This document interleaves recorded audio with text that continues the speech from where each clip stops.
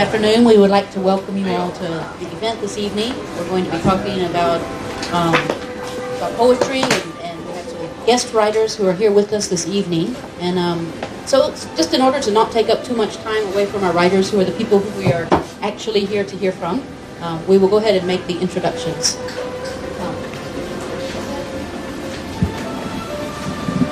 首先，大家下午好，非常欢迎大家能够参加我们今天的活动。那在场呢，我们邀请到了诗人和作家们，能够跟我们分享他们自己的心得体会。我知道大家在这儿呢，主要是听他们来跟我们分享意见的，还有他们自己的观点看法，所以我就不在这儿赘述了。首先，让他们来介绍一下自己。I'll read the introduction first. Aleš Šteger is a poet and prose writer. Based in Slovenia, and his work has been widely translated and has appeared in internationally renowned magazines and newspapers. The Bavarian Academy of Arts awarded him with the International Visnik Prize for Poetry in 2016, calling him one of the most original European poets writing today. Among other prizes and honors, his English translation of the Book of Things won 2 major U.S. translation awards. Aleš was the first international writer in residence at the Chinese Research Center of Capital Normal University in Beijing in 2014, and he also lectured at Sichuan University. In Chinese translation, IPPH Publishing House in Beijing published his poetry collection Einstein's Tower in 2014, and his prose work Berlin will be published in Chinese translation in spring 2018 by East China Normal University Press. 首先介绍一下 Aleš Šteger， 他是一位居住在斯洛文尼亚首都布罗亚纳的诗人和散文作家，作品广被翻译并出现在国际知名的期刊和报纸之上。巴伐利亚艺术学院授予他2016年国际 Biennale 奖的诗歌奖，称他是当今在创作中最具有独创性的欧洲诗人之一。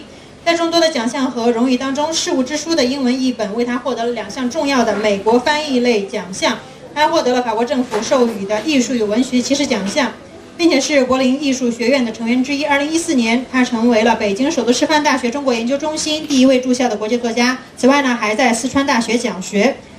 北京的知识产权出版社2014年的时候出版了他的诗集《爱因斯坦的塔》，他的散文集《面包与玫瑰：柏林故事》的中译本将于2018年春天由华东师范大学出版社出版。Next to him is Zhang Dinghao. He was born in 1976 in Anhui, and he is a poet and a literary critic. He is currently deputy chief editor of Shanghai Culture magazine.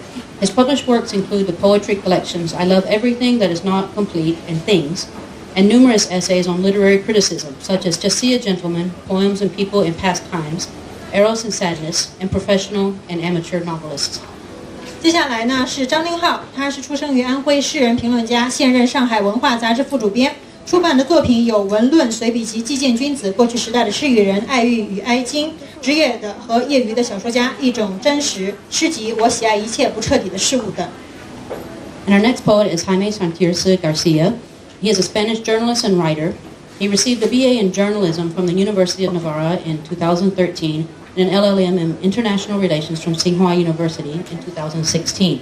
Since 2014, he has been based in Beijing, where he works in the tech field and also reports on international politics for RNE, Spanish National Radio. His interests include poetry, fiction, and photography. His first book of poetry was published in 2018. 接下来一位嘉宾是 Jaime Garcia， 他是一位西班牙的记者兼作家。他在2013年的时候获得了纳瓦拉大学新闻学专业学士学位，2016年获得了清华大学国际关系学院法学硕士学位。2014年起，他主要是居住在北京，从事科技领域工作，并且为西班牙国家广播电台撰写国际政治报道和文章。他对于诗歌、小说、摄影都有浓厚的兴趣。第一本诗集《碰撞》已在2018年出版。And finally, we have Mu Ye. He is formerly known as Liu Jiangtao, and he was born in Beijing in 1974. He graduated from the History Department of Fudan University and then worked as a teacher, journalist, and editor. He now works in the Shanghai Culture magazine. In 2006, he was rewarded the Poetry Review Award of the China Times Literary Awards. His poems are found in Poetry Periodical, Poetry Monthly, People's Literature, Beijing Literature, and other magazines. Some of his poems have been published in the Fudan Poetry Selection and the Ties of Poetry, Selected Poems of China and Russia. He has also published an essay collection, a book on literary commentary, and a thematic interview collection he is working on will be published in the middle of this year. 接下来最后一位嘉宾呢是木叶，原名刘江涛，1974年出生于北京，毕业于复旦大学的历史系，曾经做过教师、记者、编辑，现公职于上海文化杂志。2006年获中国时报文学奖之诗歌评审奖，诗歌见于诗刊、诗歌月刊、人民文学、北京文学等，部分作品收入复旦诗选和诗歌的纽带、中俄诗选等，著有随笔集《一星如月看多时》，还有就是文学评论集《水底的火焰：当代作家的叙事之夜》，其主题访谈集《先锋之刃》年中即将出版。So we would like to thank all of you for being here with us, and we would like to welcome you. And we want to open the session tonight. We are talking about the theme of "To a poet, nothing can be useless." The writer Samuel Johnson said this. He said that to a poet, nothing can be useless. And he argued that everything, no matter how beautiful or how dreadful, has some use to the poetry, and it must be familiar to the poet's imagination. So today we're going to allow each poet a chance to talk about this. I want you to spend 5 to 8 minutes to tell your own view, your own interaction with this concept and this idea. And if you want to read some of your works at that time, it will be up to you what you want to share and to have to say about it. 那非常感谢，也非常高兴各位能够参加我们今天的活动。那今天呢，我们会先让各位嘉宾就作家塞缪尔·约翰逊的一句话来展开他们自己的解读。塞缪尔·约翰逊曾说：“对于一个诗人，万事万物皆有用。”他认为，诗人的想象力要熟知一切美丽的和一切可怕的，必须通晓一切极其浩瀚的和一切细微优雅的，因为每个想法都是有用的。那么在接下来环节当中，每一位嘉宾都将会有几分钟的时间来阐述自己的看法。如果还想要阅读的话，那么我们也是欢迎的。Hello everyone, it's great to be here with you. Dobar dan in my language. Dobar dan means hello. 大家晚上好，非常高兴能够来到现场和大家共度这段美好的时光。那么我的母语 Dobar dan 就是你好的意思。I think it's a very appropriate name of the bookshop we are in for this kind of discussion, Sisyphus. 我想呢，我们身处的西西弗书店，它的名字其实恰当其时，让我们开展今天的这样讨论。We all know the Greek myth about the god bound who was destined basically to roll up a heavy stone, Sisyphus, without the possibility to conclude his work. 其实我们也都知道这个希腊的神话故事啊，就是西西弗斯受上帝的责罚，一定要是把非常沉重的一块石头推向顶，并且他也永远不可能完成他的这项任务。His work can be compared to a work of a poet or a writer because there is no absolute book, there is no perfect book, there are only approximations of unperfection and let's say attempts to fight the impossible. 那其实呢，把西西弗斯比作是作家或者是诗人本人都是非常恰当的。为什么呢？因为不论是作家还是诗人，都只能是无限接近完美，但是绝不可能去达成一种完美的状态，只能是在这种不完美的状态当中不断的去尝试，以试图和不可能进行对抗。Let's think for a couple of minutes about language. 我们就先思考一下语言这回事儿吧。Think how many words have you thought today and how many words you've heard today. It's a sea full of words that you experienced only today. 那么就想想你今天脑海当中出现了多少词汇，你又从别人口中听到了多少词汇呢？其实你是把自己淹埋在无尽的语言和文字的海洋当中。On daily basis, we experience to be flooded by language. 其实每天我们都是充斥在语言的汪洋大海之中的。And very little of this stays over in our mind. Most gets forgotten instantly. 那有些时候呢，可能这些词汇一出现，我脑中的情绪却疏忽就消逝了。This is the horizontal line. The vertical line is there are moments and there are words, familiar or unfamiliar to us, which stay, which create a seizure in our reality and make us tremble and make us to be in a way awakened in language. 那么我刚刚讲的呢，就是水平层面的语言，而从纵向来看，其实就相当于是有一种时刻或者有一种词汇，我们要么是对他们熟悉，要么是不熟悉。但整体来看呢，它在我们和真实世界当中形成了一道裂缝。那正是有了这样的一道裂缝，让我们能够在语言的汪洋大海当中保持清醒，也让我们时刻保持站立。Why? 为什么呢？ We don't know. 不知道啊。But it's a fact. It's a matter of fact for each poet, each writer, that there are things that are of extreme importance without us knowing why. 但这就是事实啊！不论是对于诗人还是作家来说，就是有些事情他们不知道为什么，但还是非常重要。So in language, an event is being created that happens only to us, and we have to follow the logic of this event. We have to follow the logic of this seizure. 所以呢，这就是语言它本身的一个特点了。我们需要遵循的它背后的逻辑去走，遵循着这一道纵向的裂缝。The rest is always the same. The rest is a fight for form, because this seizure that happened only to myself, I want to share with everyone. I want to share with you how to do it. It's a quest for form. 那接下来的部分呢，其实都相同了，就是追求一种形式。我从纵向的这种语言当中所体会到的那种感受，我想要传递分享给每个人。那么我就需要采取某种形式去表达。The title of our event is to a poet, nothing can be useless. It's always, I mean, that's my experience. One cannot, one as a writer, even as a skilled writer, writing over decades, one can never predict when this big miracle of this living language will happen. It's always happening in a place or at a moment which is unpredictable. So it's always basically not what we focus on, which is important, but what we regard as less important, non-important, as waste. 所以从这个层面来讲呢，我们今天的活动的名称叫做对于一个诗人来说，万事万物皆有用。这其实和我自己的体验也暗暗相合。因为对于一个写作家或者是对于诗人来说，即便他有几十年的丰富的经验，那么他也不可能知道奇迹或者说语言的灵光一闪到底会是什么时候发生，这是无法预测的。不论是它什么时候发生，或者是在何处发生，我们都无从得知。所以呢，并不是说我们聚焦在哪一件事情上，哪一件事情就是重要的。很多时候，那些我们认为不重要的，或者说是浪费时间的一些东西，反倒是更重要的。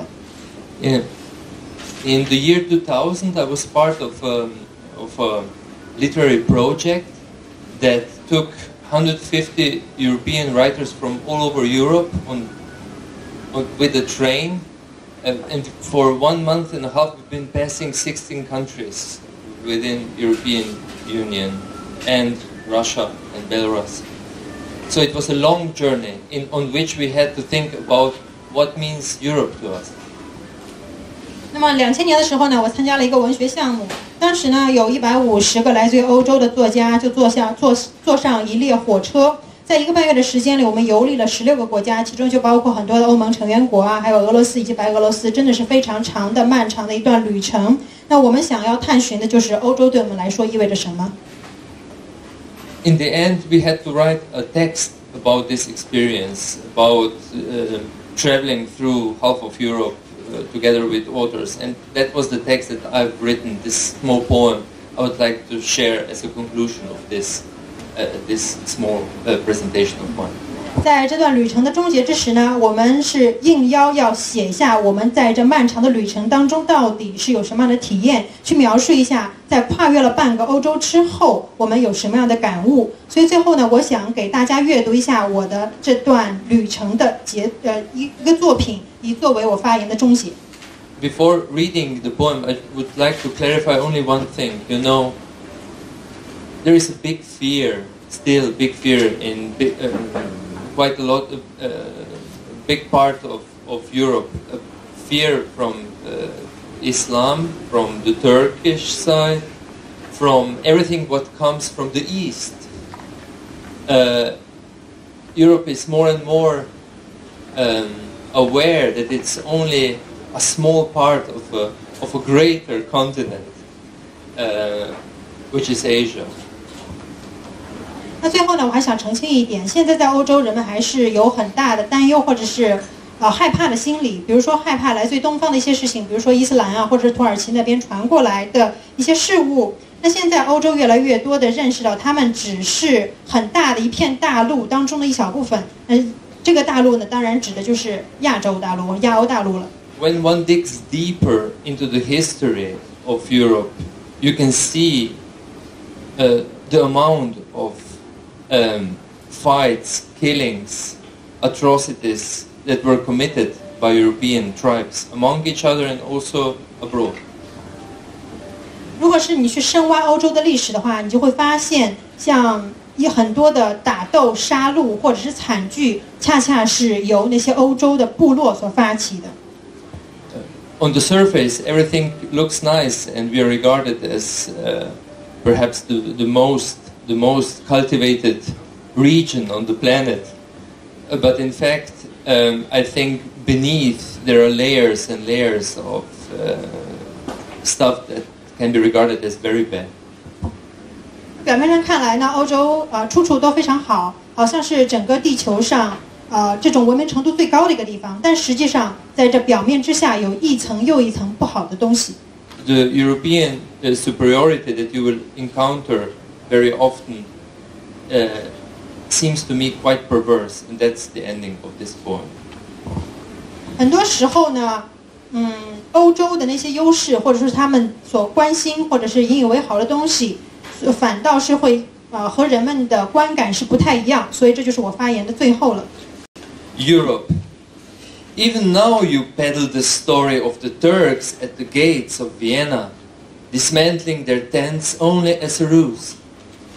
And how masquerading as kebab vendors, even now they're only waiting for the right moment to leap out of their kiosks and cut your throats.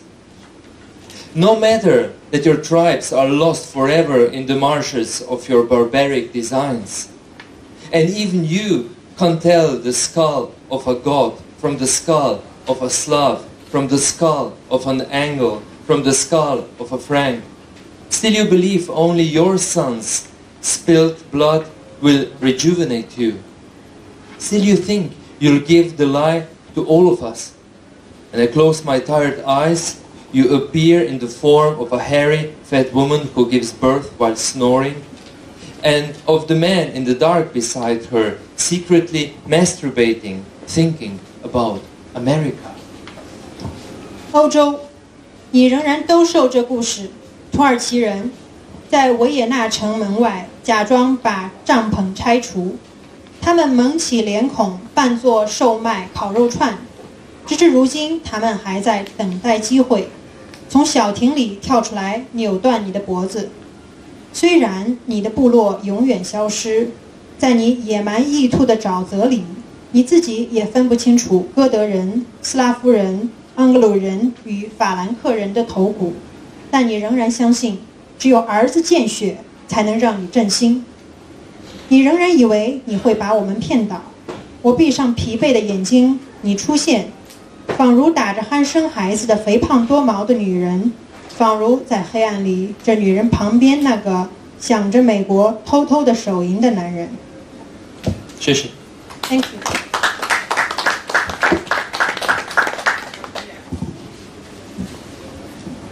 好，大家好，我是张丁浩。我这次应该是第二次来到这个西溪湖，16年的时候来过一次，那个时候做一本评论集的一个发布会，也是在这个地方，所以今天很高兴跟几位朋友一起，作为一个写诗写得很少的人来谈一谈诗歌。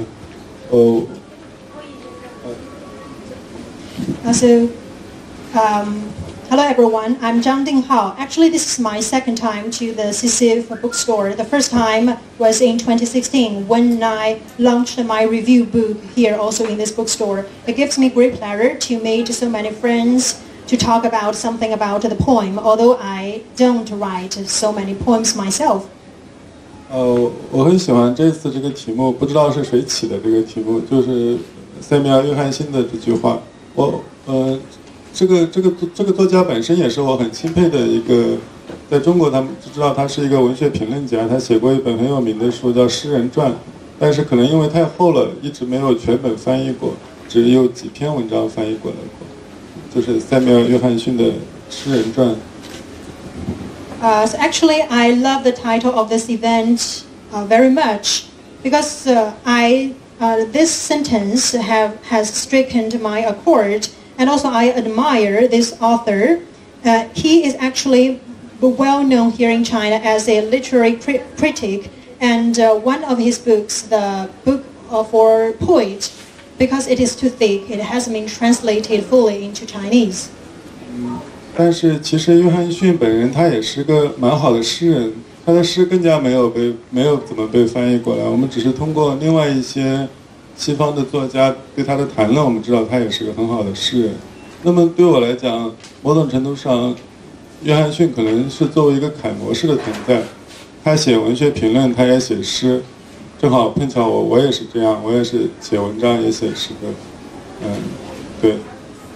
While at the same time, Johnston is also a very good poet whose poem is even less translated into Chinese. We can only know that he's a very good poet from the reviews of some other famous poets or writers. And actually, I believe he is leading by an example. He is a literary critic and also a poet, and so do I. 对于一个诗人，万事万物皆有用。我觉得这句话其实，它对于整个的文学都是适用的。它不仅仅是对于诗歌，但是可能在诗歌领域这样的体现会更加集中一点。The sentence, to a poet nothing can be useless, I believe it can be applied to every sector or aspect of literary, not only limited to poem. However, it may be more persuasive or convincing when we specifically talk about poem. 我记得古希腊的哲人恩佩多克勒，他把世界分成两种力量，一种是爱的力量，爱让世界万事万物聚集在一起；还有一种是恨的力量，让各种各样的事物分离。所谓的文学，它体现的就是这种爱的力量，它让各种各样不同的事物在一句话里面，在一个段落里面集中在一起。我们目睹了些可能完全不可能在一起的事物，在一首诗里面聚集在一起，它们产生一个巨大的能量场。Well, one Greek philosophist once put it that there are two kinds of forces in the whole world. One is love, which has constellated so many forces together, and the other is hate, which has separated us from each other. Well, I believe literature is one force of love, because in one sentence or in one paragraph, we can gather the different things together, and these things may not be possible, may not exist with each other in the real world. However, they can coexist harmoniously with each other in poetry. 在中国的《礼记》的学记篇里面，就《礼记》的学记篇里面有一句话我也很喜欢，叫做“不学博医，不能安师”。我觉得这句话基本上可以作为约翰逊这句话的中文的翻译，就是你不知道那个博医，我不知道怎么表达，它可能就是清观群院或者多食草木鸟兽虫鱼或者各种各样的比喻。你不知道这些，你就无法安师。安师这个词也是汉语里面的表达，它就是你无法让自己安心下来。你面对一首诗的时候就会慌张，当你知道的东西更多的时候，你面对一首诗，你才能够把自己和一首诗相互连接在一起。我现在说话，我总觉得不太好翻译。Well, actually, in China's ritual books, there is an ancient Chinese proverb put it this way: 不学博医，不能安师, which I believe can be a perfect Chinese translation of the title of this event. And the English translation of this sentence is that if you do not know the various kinds of metaphors, such as fish and flower, and ponds and also other animals and creatures and plants, then you cannot stay peaceful when you are faced with a poem, or you cannot connect with this poem. So I believe we shall know the different kinds of metaphors and different kinds of things to stay peaceful and to be composed. 在其次呢，我觉得这句话它呈现出来的是一种平等的力量，就是在文学面前，在诗歌面前，万事万物都是平等的，不存在只有远方才有诗，或者不存在把生活分成诗意的时候和不诗意的时候。对于一个写诗的人来讲，他任何时刻都是存在，都是诗，或者这个就是我记得博尔赫斯有类似的说法，他说就是生活中的每一个瞬间都是诗歌。这个不是一个比喻，它就是本质上如此。对。And the second point is that I believe this sentence has showcased the equal-footed manner when we are in front of a poem or a literary work. It is not that only when we can go to some places that is far from our real life, then we can be poetic. There are no moments that is poetic or not poetic. Every moment in our life is poetic. And for a poet, any time can be poetic, and we can unleash our poetic mindset and also our thoughts. So this is not metaphor, but the reality of our life itself. 刚刚阿莱什这个先生提到语言，那么在万事万物的平等的之后，就是语言的平等，词语的平等，就是在一首诗里面的每一个词语都是具有相同的重量，不存在一首诗是指向某几个重要的词，或者指向某一个重要的句子，而是说诗歌里面的每一个词、每一个句，甚至是每一个标点，对于一个写诗的人来讲，它都具有同样的重量，同样的平等的重量。那么在这样的情况下面，这首诗它才可能是一首牢不可破的一首坚固，像一个建筑一样，是一个坚固的整体。Well, just as mentioned, as our first speaker has mentioned, the language can all be equal. And so I believe when it comes to words and also languages in the poem, it is the same. Excuse me. So each word and signal in a poem is enjoys equal significance. With such a condition, only when they are all equal can this poem be unbreakable, and it is as strong and solid, just like a building.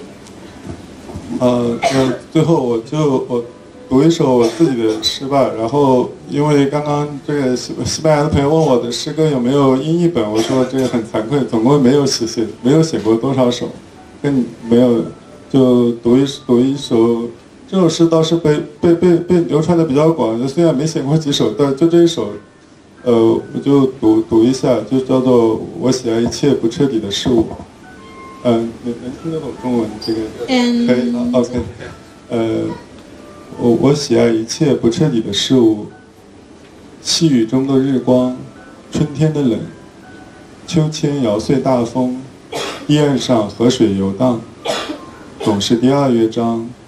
在半开的房间里徘徊，有些水果不会腐烂，它们干枯成轻盈的纪念品。我喜爱一切不彻底的事物，琥珀里的时间，微暗的火，一生都在半途而废，一生都怀抱热望。夹竹桃掉落在青草上，是刚刚醒来的风车，静止多年的水。轻轻晃动成冰。我喜爱你忽然捂住我喋喋不休的口，叫我沉默。谢谢大家。I was just asked by my Spanish friend that if there is any Spanish translation of my Chinese poem. Actually, I didn't write many poems myself, but still here I'd like to share with you one poem that is widely popular among the audience. The name of this poem is I love all things that is not complete. I love all things that are not complete. The sunshine in the rain and also the cold weather in spring. The swing may have broken the great wind, and the tree leaves may swing in the river. It is always the second chapter of the melody, and it is always swaying in the room where the door is half open. Some fruit will never rot, and they will just wither into a lived souvenir. I love all things that are not complete, the time in an ember and also the glimmering fire. All my life is wasted halfway, and all my life is teeming with wishes and aspirations. The flower has fallen out on the grass. It is just like awakened by the sun, and also the water is still, and then it is frozen into ice. I love you to close my eyes when I was saying something to silence me. Thank you. 谢谢翻译小姐，然后我是有第一首英译本，谢谢。So actually, this may be the first English version of my poem. Thank you.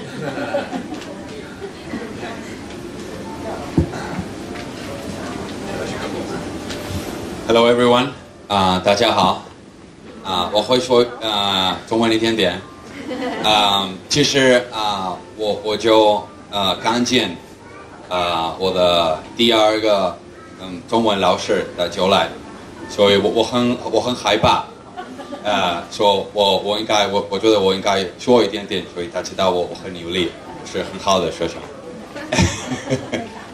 So, good evening, everyone. Actually, I can speak a little bit Chinese because I have my second Chinese teacher also on the scene. So I'd better say a little bit Chinese so that I can prove to my teacher that I'm a very good Chinese learning student. So, and from now on, I'll let this wonderful translation that we have here do her job. I want to start by stressing the title of the event, which I think is a very beautiful quote, like both my colleagues have mentioned. And I like to use it because I like how it mentions that idea of the dreadful, the beautiful, and I think it's a very suitable environment for us to mention because I think it has a very connotation that bring us back to Greek philosophy, which is some of the ideological roots of the European Union that we represent here today.